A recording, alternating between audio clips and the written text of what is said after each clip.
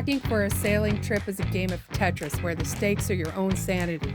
If you overpack, you're living in a cluttered closet that's constantly tilting 15 degrees. If you underpack, you're cold, wet, and miserable. I have 2 bags, 6 days, and 0 room for fantasy items. Here's my no-B.S. strategy for what actually earns a spot on the boat. These are the bullies, the snorkel gear, the fishing tackle, the cameras.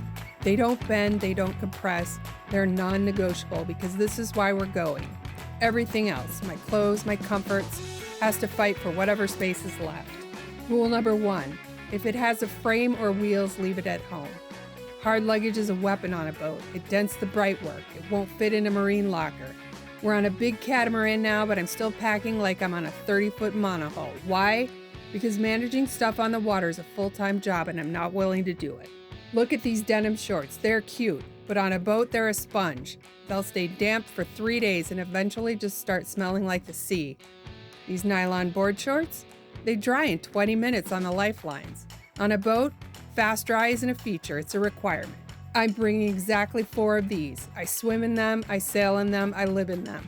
It eliminates the need for a gallon of sunscreen and 5 extra cute outfits. 4 is a sweet spot, any more is ego, any less is laundry. Guys, this is the voice of experience. This is the version of me I imagined being on this trip.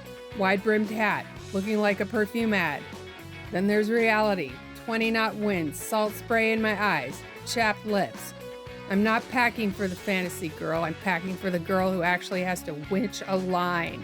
That's it. If it doesn't help me sail, fish, or see underwater, it doesn't make the cut. Because at the end of the day, I'd rather have the memory of our trip than a different outfit for every sunset.